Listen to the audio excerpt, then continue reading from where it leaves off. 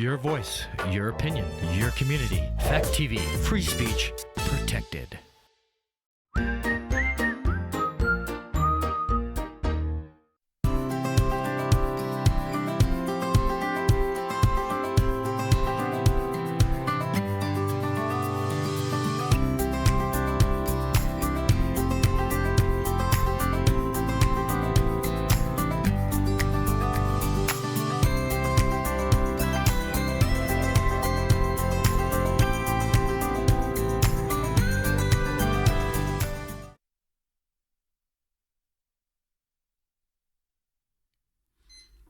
Hello, my name is Kris Roberts, your host. I welcome you to the Long Road. Today I'm going to talk about some contentious issues. Basically, I'm going to be talking about education. And one of the things about education, some people think it's good, some people think it's great, some people say it sucks. Some people say it's failing. It's almost, you talk to different people. One party says, for example, the Democratic Party will say, we don't spend enough money on education. We need to spend more and more money on education.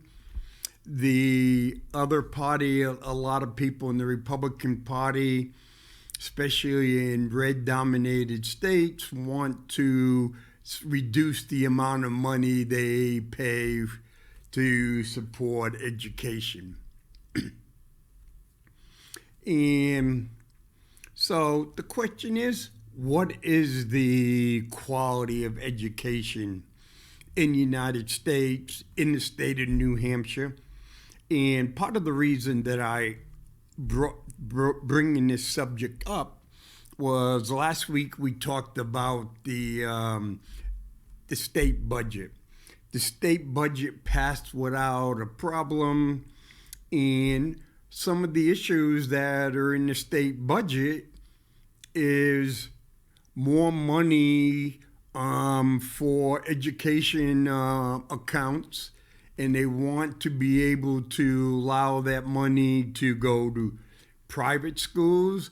They want to allow that money to go to religious schools. They want to allow money to go to homeschools. And so where's the accountability? Where's the benefit? They looked at increasing the level of poverty. And so 100%, 200, 300, 400% of poverty.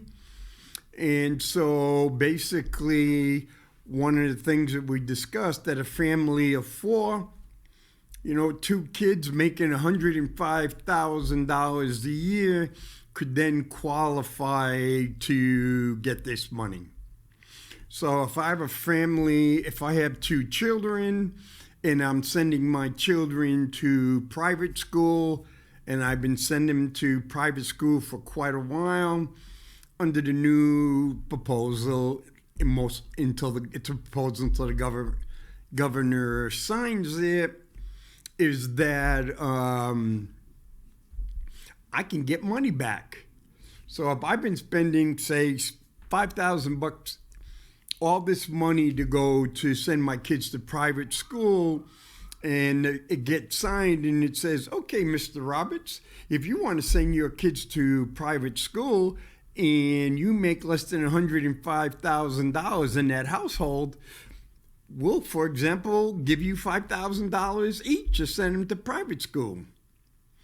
So that means if I was spending that $10,000 that the state would give me to send my private schools would be $10,000 extra in my pocket because I was spending the money anyway. So that's a question. Okay, I was in the state house for 12 years. I made some votes on education that didn't make people in the Democratic Party happy. I made votes that didn't make the Republican happy.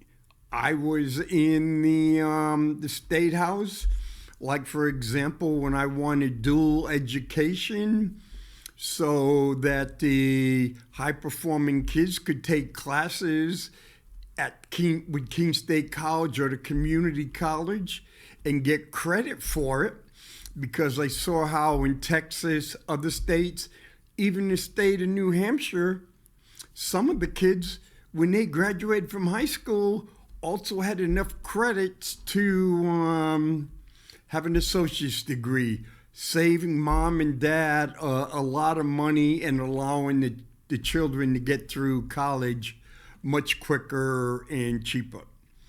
The university system came in and specifically said, no way, we do not need to do it. I had asked, we were I think only 4 states did not have a committee to review how to do dual enrollment, how to standardize it, how to make sure kids weren't taken advantage of. The university system said, no, we didn't want this. The Democratic Party voted it down. And Southern University of New Hampshire took it upon themselves to work with the Manchester School District and some of the other school districts to work on this. We finally get it with running start here in Keene, but it was really delayed, and it isn't at the level it really should be. Do I support charter schools? Yes, I support charter schools because charter schools are public schools. Not all children learn the same. Some children do much better in a smaller environment. Some children do better in a different teaching environment. Do I support school choice? Yes, I support public school choice. We have somewhat of public school choice in Keene, because if you're K through 5, you can ask for a variance. And if the school principal says, so if I live in the Simons neighborhood and I would like my children to go to Wheelock, I would then apply to the principal at Wheelock for a variance. And if she said, okay, I could now send my children to Wheelock, it would just be my responsibility to provide transportation. We were giving $10 million for the federal government to create school of choice, for example. One of them, so we had children that live in Keene, but wanted to take a program that was in Swansea or Monadnock that wasn't available in Keene. And there was some children in Swansea that wanted to take program in Keene. With this pilot program and the $10+ million is saying, okay, if it's $15,000 tuition to go to Monadnock High School and it's $17,000 in tuition to go to Keene High, this program would send $2,000 to Keene High. Swansea would go the different and pay. But if they had 10 kids going to Keene, 10 kids going to Swansea, it would be a wash. But the SAU administrators in SAU 29 and the Monadnock SAU administrators said, hey, what we will do is let's bill, we have 10 people coming for Keene, so let's build this grant, $150,000, and then Keene, for example, would then build the grant at $170,000. So that'd be $320,000, which was not school of choice. It was the SAU's pad in their pockets, because they were still raising the same amount of taxes as if the kids were in there. A total violation of the rules.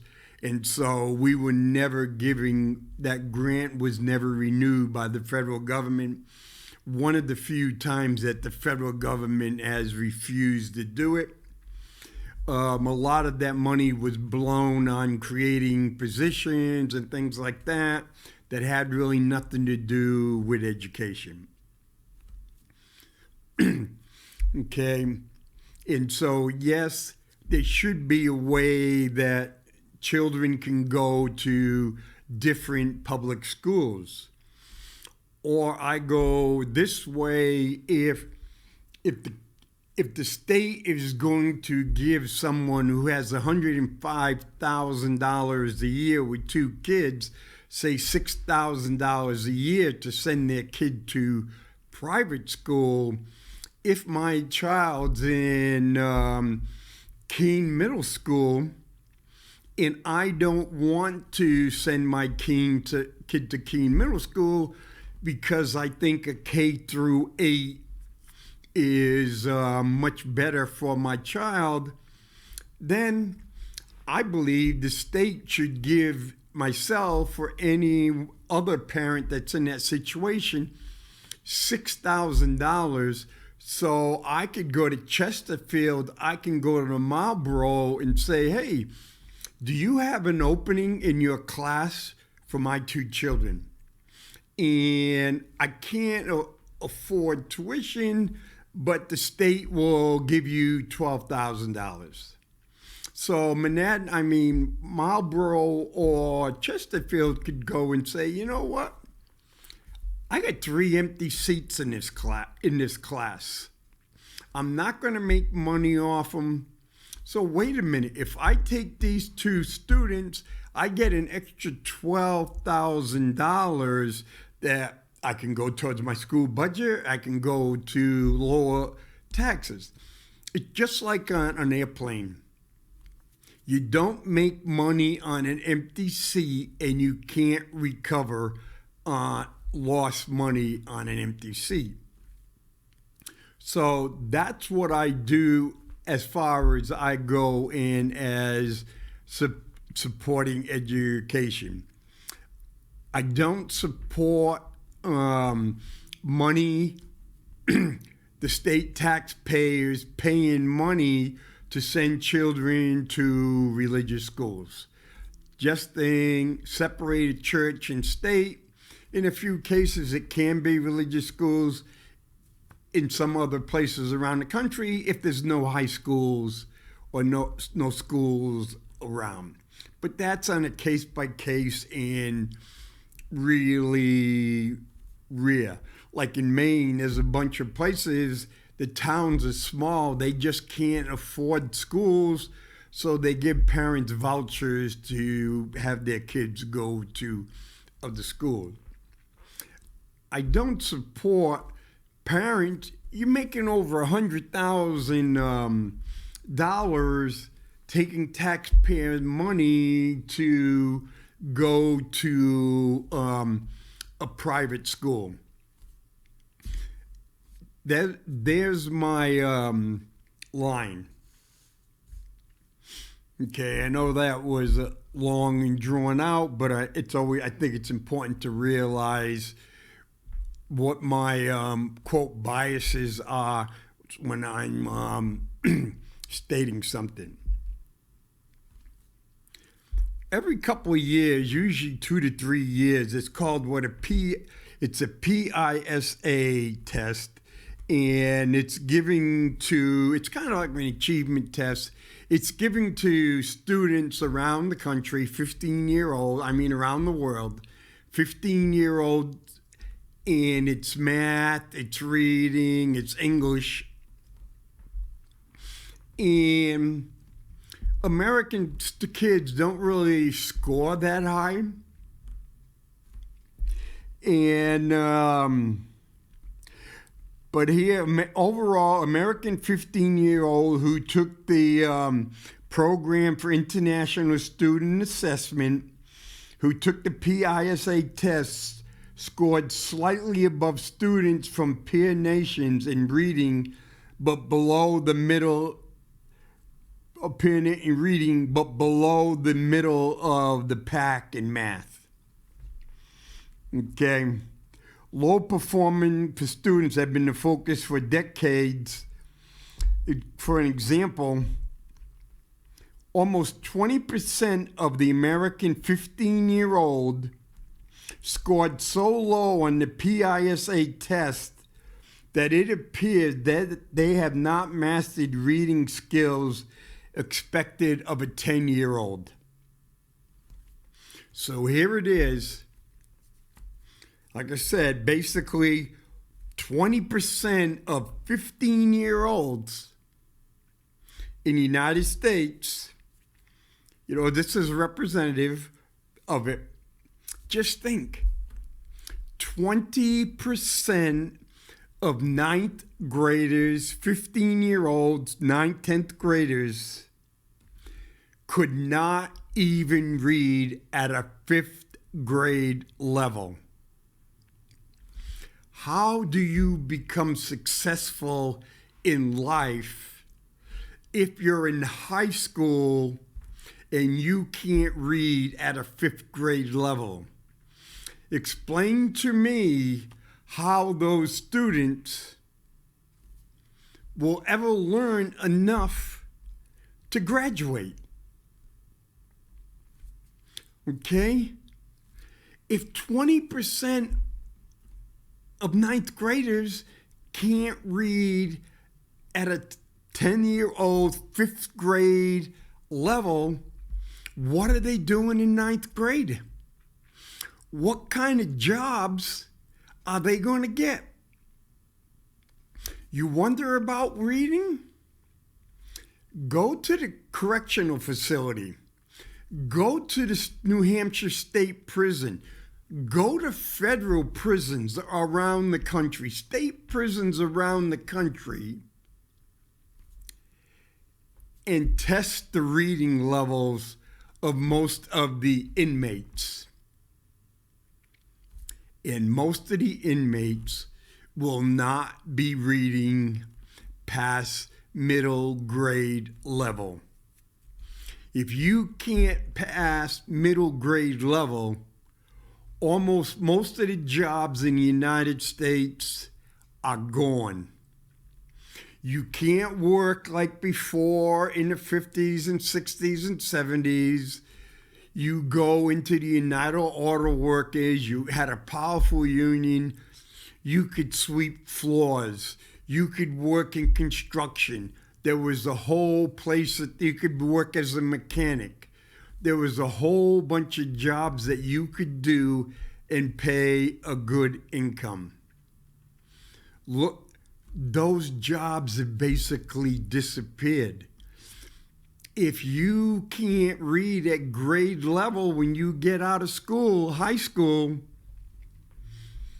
and you'd be amazed how many kids who get out of high school as being real high up there on honors and everything can't read at grade level.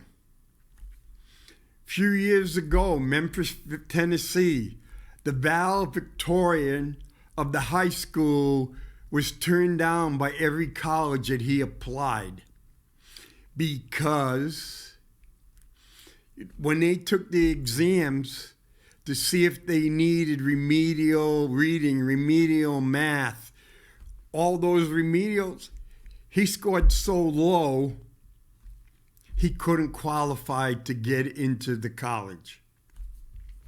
Baltimore, the city of Baltimore,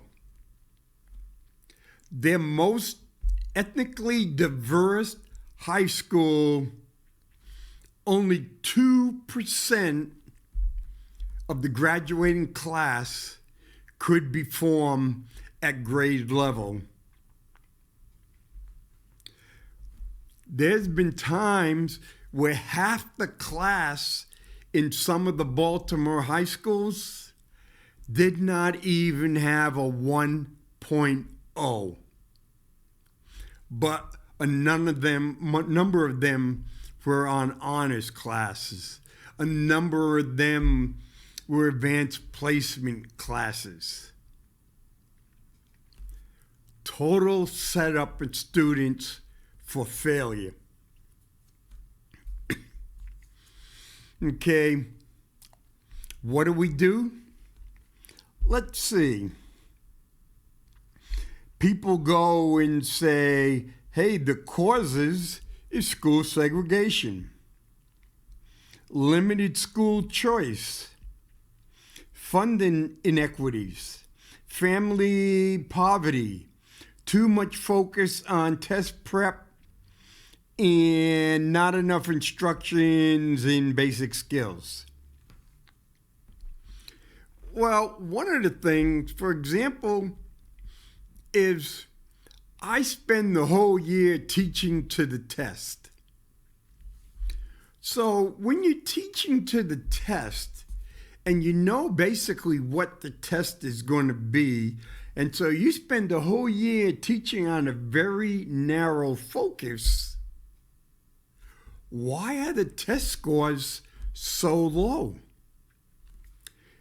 So teaching to the test, you know what the questions are, and you can drill over and over and over again, why are the test scores so low? If I want my child to get into a really good college, I could pay $600, I could pay $1,000 and have for a 6 to 8 week course of intensive test prep and possibly raise their SAT scores 100, 150 to 200 points.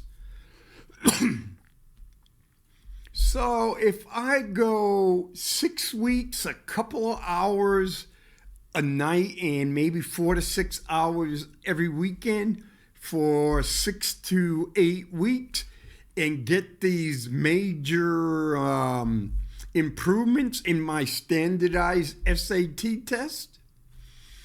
You know, a lot of colleges are dropping SATs because they're saying wealthy kids use test prepping scores to increase their scores, which creates students of narrow knowledge, not width of knowledge. And they want students with width of knowledge. So if I have a whole year to teach children to the test, and the majority of them can't get the grade level, something's wrong. I would not go in and say, the reason the kids are doing bad is because I have to teach to the test all the time, but I don't know why we're getting such low test scores. Okay, so I've been on the school board for 19 years. And let's go and see. And the thing I say over and over again, they constantly come up with new programs and they say, this is where we expect to be in 5 years. I go back and ask them, wait a minute. So you're telling me if my child is in 9th grade right now, or even in 8th grade, this new program is not going to benefit them because it's a 5-year program. So what you're saying is if my child's in 7th grade, in 5 years, that child should be able to graduate at grade level. Oh, but if you're in 8th grade, 9th grade, 10th grade, 11th grade, 12th grade, your child's screwed. your child doesn't count. Well, let's look at some of the programs that have gone since I've been on a school board. No Child Left Behind. Had to set standards. Okay? In 5 years, no improvement. Some places it was, but overall, no improvement. So let's come up with another one. Race to the Top. 5-year plan. No improvement. The Common Core. The goal of the Common Core was that every student would graduate at 12th grade level. That's a pretty high standard that you would,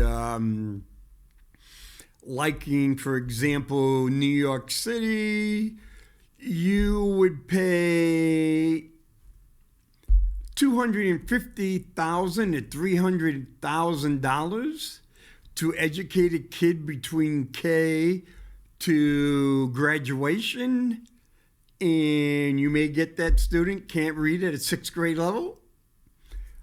That's a lot of investment and without much of a return. So basically, the Common Core was too hard, and that's what they kept saying. Well, they're teaching to the test. They're teaching to the test. And if the kids are not learning, it's not the kids' fault. It's the teacher's fault. And you have to hold the teachers accountable, or you have to hold the administration accountable, or if the majority of the students are flunking, failing to do it, what we'll do is we could fire the administration. We could fire the teachers. Or I can go, hey, this school really sucks and I want my kid to go to another school. And as a parent, I would have the ability to take my kid and bring it to another school. After 5 years, that didn't work. Then we came up with Every Student Succeeds Act. Well, it's 5 years or almost up, and that ain't working very well. So now what we're going to do, our new program, it is competency. So what happens is we go in and set, like the military. The military does a great job educating kids, and they do a great job of kids that may not have been learning how to read very well, not good in a lot of the basic skills, but the military teaches them. What the military does for competency, in the Marine Corps, it says you got to do at least 3 pull-ups, you got to do at least 60 sit-ups, and you got to do at least 3 miles in 28 minutes. Those, what the Marine Corps says, makes you competent in those areas of physical fitness. But the Marine Corps also says if you do 3, 60, and 28 minutes, just that, you still fail because you have to get, for example, 185 points, and doing the bare minimums will not get you to 185 points. So you know what the what you need to do to get competent. If you're going to be an engineer, combat engineer.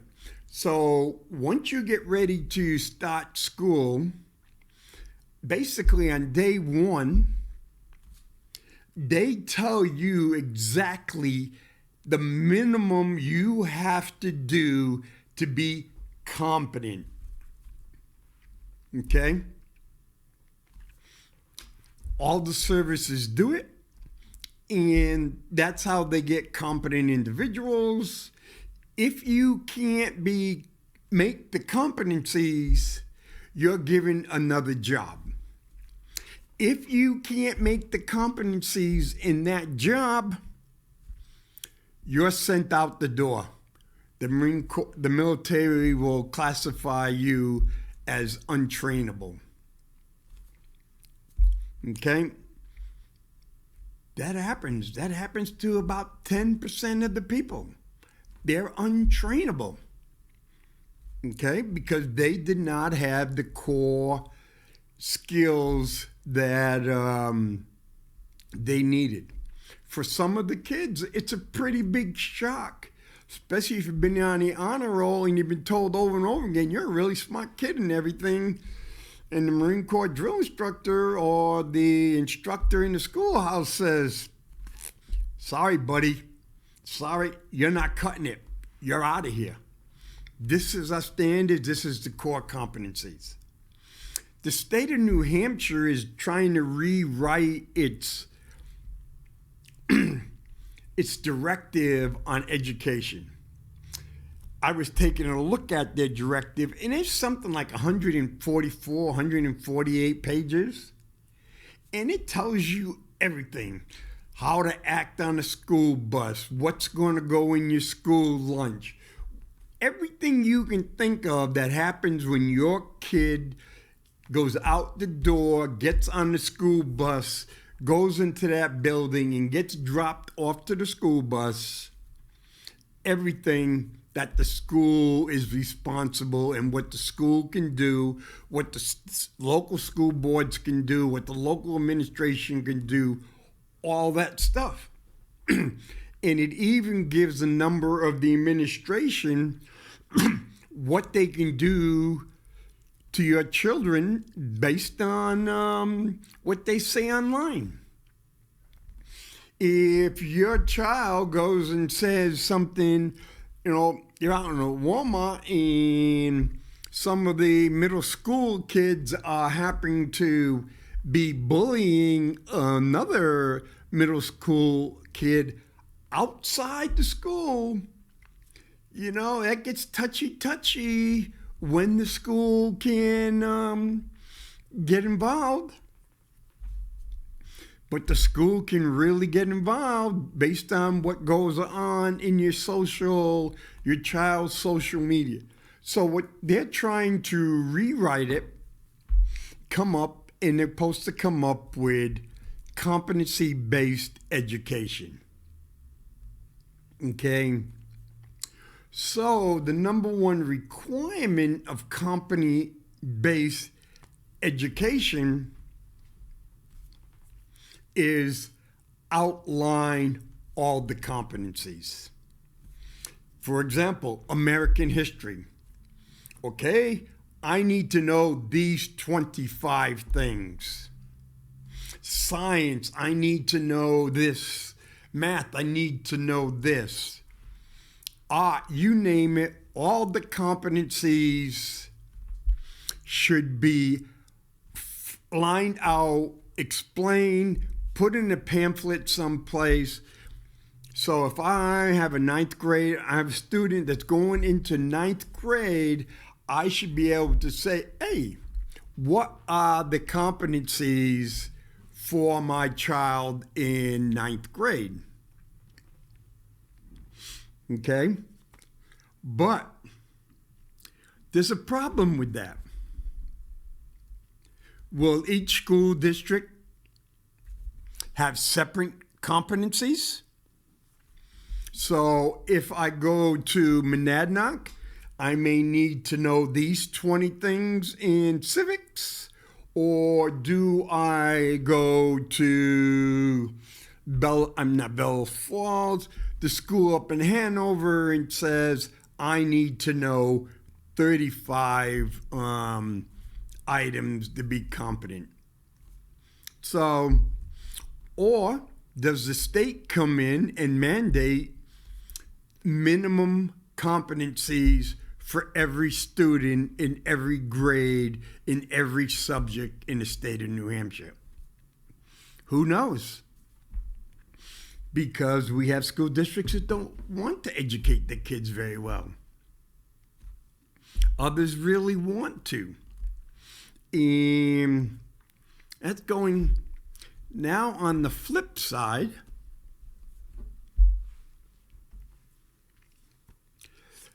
For example, we used to have competencies in reading. For some of our old folks, they had a reading setup. You'd read, they were color-coded, so, hey, yellow 1 through 10, red 1 through 10. So if I went to yellow 1, I read the short story to yellow 1, and I could answer the 5 or 10 questions after reading it, and I passed, I could go to yellow 2, and yellow 3, yellow 4. The only thing that I had to worry about was there was a minimum standard that the class had to progress. So after the first term, for example, people should have been finishing the yellow. Okay, but there was some of us that liked to read. And so, hey, in 3 weeks, I went through all the yellow, nothing stopped me from going to the red. So 4 weeks later, I went to the red. Then I went to the purple. I could be 10, 15 reading assignments ahead of the average student in the class. Yeah, and we used to have a chart that you'd put up every time you passed the level. But it was determined that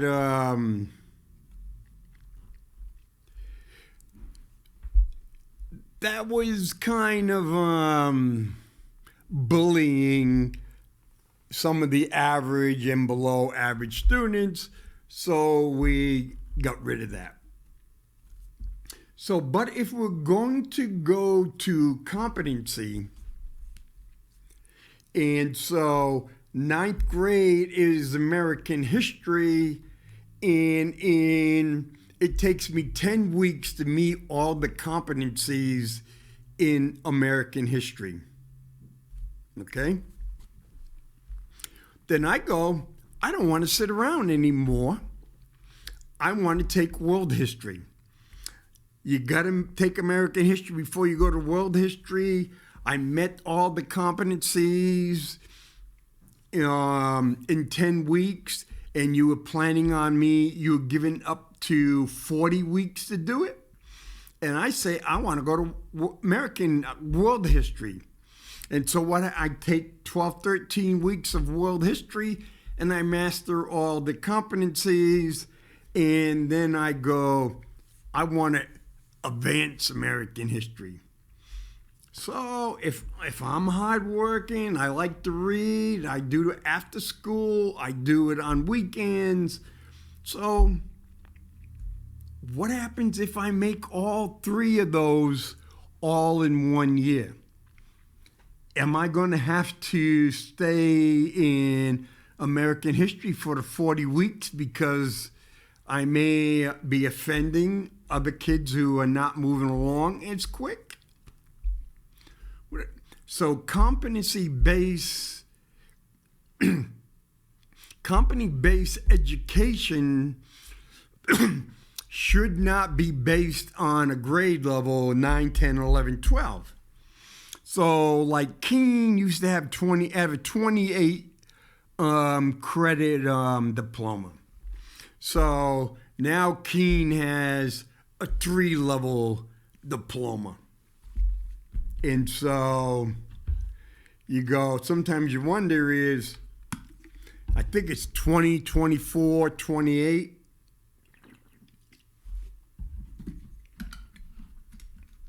That's, so what happens, company-based education, 28 credits. I can move along really quick. And what happens if I have all 28 credits by the time I'm 16? Don't I rate a diploma? That's happened in other places where they go competency-based in the country, because competency-based basically eliminates 9th, 10th, 11th, and 12th. Competency-based is kind of like Montessori schools, which have a really good success. You stay at the level you are, but you move ahead. And so they don't really have grades.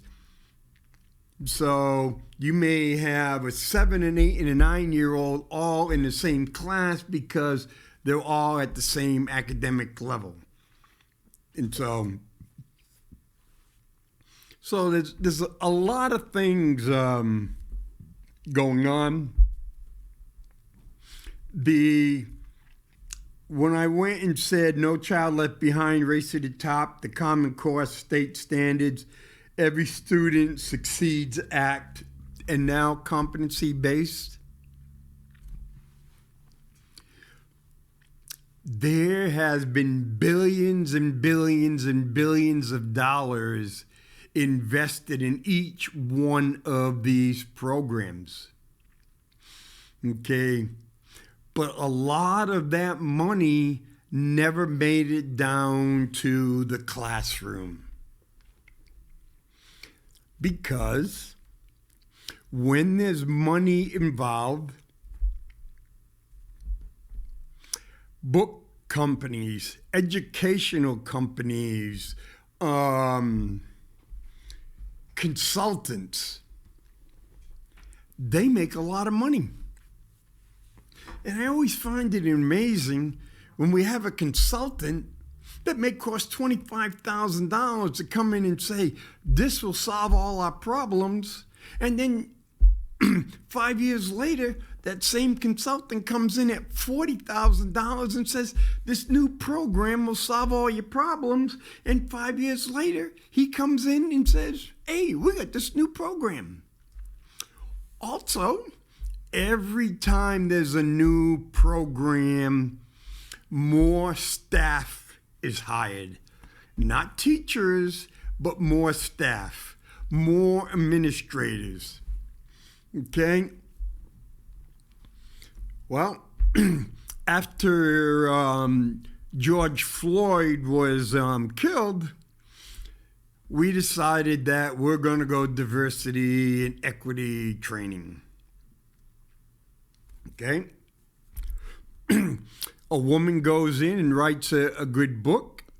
She becomes a bestseller, and she's making millions going around the country, colleges and schools, and giving presentations.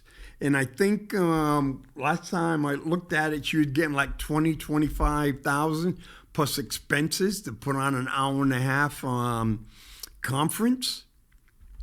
Okay, look at how many colleges and school districts hire diversity officers.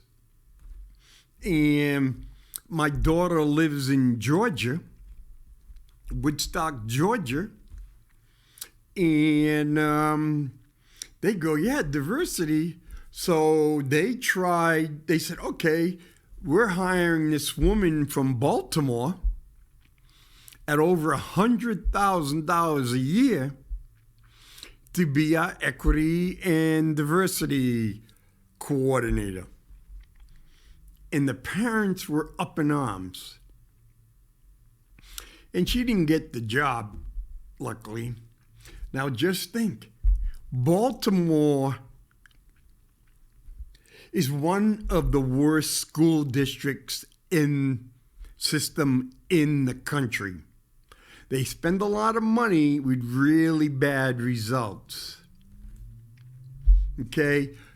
Yes, Baltimore does not have diversity. Okay, so why hire someone who is not coming from diversity? But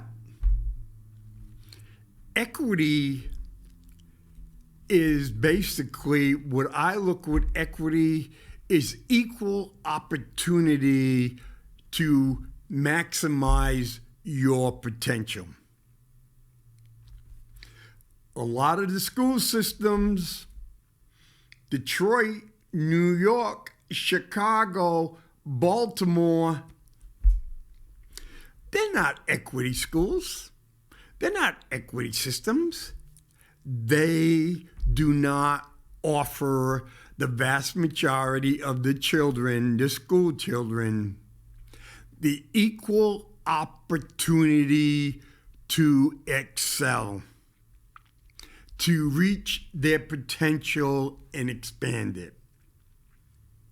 Okay, we're not talking about reducing everybody to the lowest common denominator, like the Vice President of the United States says. As far as she's concerned, equity means equal results. If I'm going to work hard and my brother's going to sit here and smoke, no, and no. It is just not fair for us to end in the same result. You have to work for it, and education is supposed to provide you the tools to work for it. So now, when you look around the country over the last 30 years, there are far more middle management and support staff in public education systems, in colleges, than they've been hiring teachers. Anytime there's a new program and there's billions of dollars available, almost every school district around the country, especially all the big city ones and other ones like that, will end up hiring new people that will not spend a second in the classroom and not will contribute one iota to the outcome of student achievement. And once you hire them, it is really tough to get rid of them. Like the downturn in 2000, the Great Recession, and with the COVID pandemic, you see how easy it was to get rid of teachers? Okay? Not very many administrators lost their jobs. But it was easy to get rid of teachers, and a lot of school districts around the country do not have the same amount of teachers that they had in the Great Recession. So there's always, have to be careful, but we're in a point where in the education system, we're creating more and more Indian chiefs, but not Indians. It's just like in the Army, more and more senior officers and less junior officers. It's kind of like there's more generals and admirals today at 1.8 million service members and women than it was in World War II, when there was also almost 16 million people in the military. Every year, we're creating new jobs for new generals.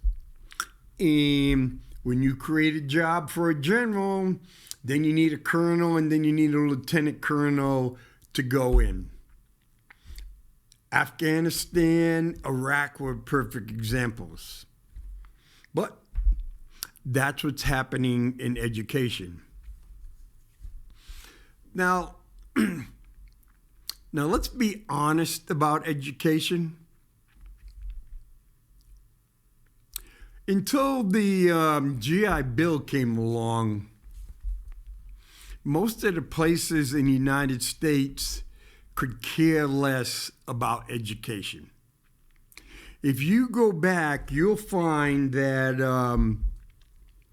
even in New Hampshire, a lot of towns did not have high schools.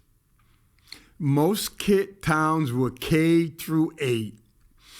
Kids worked up until age 14. And you'll realize that most of the places, kids could work at 14. So, Fall River, Mass, you're 14, you finished 8th grade, you went working in the wool mills. Claremont, same way. Winchester, the tannery. So basically, we had school systems that educated the kids to go into a job that they would spend the rest of their life with. Maybe they'll retire, and then basically they would die pretty soon after that. A small amount of kids went into what was called the college prep. Most of the other kids were tracked into technical or business programs. Like in Fall River, we had a whole bunch of insurance businesses, and basically girls learned how to type, shorthand, the whole works. So once they graduated from high school, they could go right into the secretary pool and stay there until they got married, or stay there even longer, or go back when they're kids. But that's where it was. And even when the kids went to high school, it wasn't unusual for 25 to 30% of the kids who went to high school not to graduate. My high school class, when we started in 10th grade, was over 700 kids. Just think of that. Over 700 kids. When we graduated, I think it was like 559 kids graduated. A lot of them dropped out at 16.